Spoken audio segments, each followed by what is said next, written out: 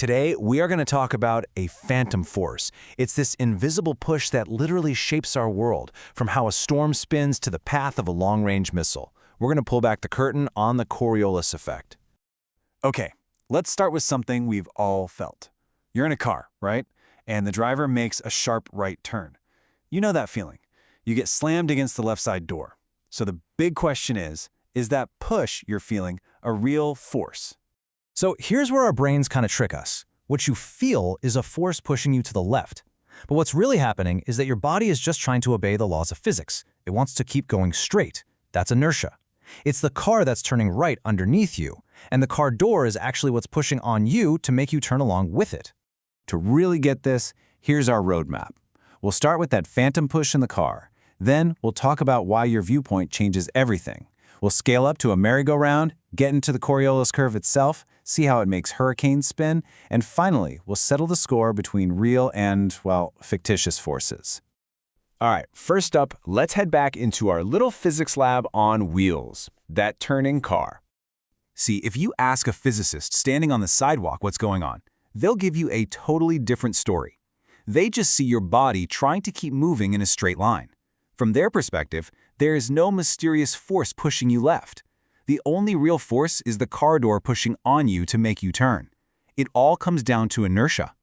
And that, right there, that difference in perspective is the absolute key to this whole thing. In physics, we call these viewpoints frames of reference, and which one you're in changes everything. So, first, you've got an inertial frame of reference. Think of it as a stable, non-accelerating viewpoint, like the person standing on the sidewalk. From here, physics is simple. Every force is real, and it has a source you can point to. For most things, we can pretend the Earth is a perfect inertial frame. But when you're inside the turning car, you're in what's called a non-inertial frame of reference. Your viewpoint itself is accelerating. And because of that, things seem to move in weird ways. So to make sense of what you're feeling, your brain invents a force, that phantom push, to explain it. So let's just boil it down. In an inertial frame, everything's simple. Forces are real. In a non-inertial frame, your perspective is accelerating, so you have to invent these fictitious forces just to make the math work out from your point of view. It's a neat little mental shortcut. Okay, now that we've got frames of reference down, let's level up. We're going to go from a simple car turn to full-blown rotation. Let's talk about a merry-go-round. If you're on the spinning merry-go-round, you're in a non-inertial frame. You feel like you're being flung outwards, right? You have to hang on for dear life. We call that feeling centrifugal force.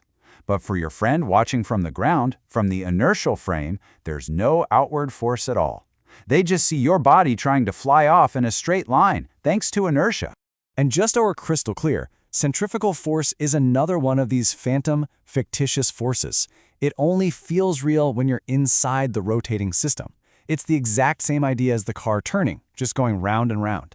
And now, for the main event. What happens when you try to move across that rotating system? This is where the Coriolis effect really shows its magic. Okay, picture this. You're at the center of a spinning merry-go-round, and you try to slide a ball in a straight line to your friend at the edge. Now, from a bird's eye view, that ball travels in a perfectly straight line. But while the ball is moving, the merry-go-round is rotating underneath it. So to you and your friend on the ride, it looks like the ball's path curved way off to the side. And that apparent curve, that is what we call the Coriolis force. It's the name we give to this fictitious force that seems to bend the path of moving things when we're watching from inside a rotating system. The ball didn't actually curve. Our world just spun beneath it. So why is a ball on a merry-go-round so important? Because guess what? We are all living on a giant spinning merry-go-round called planet Earth. And this effect has some absolutely massive consequences.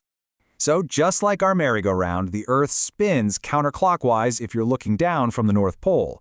Because of this spin, any big movement, like the wind, gets deflected to the right in the Northern Hemisphere.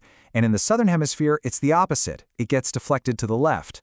Now this effect is way too small to notice with, say, the water in your sink.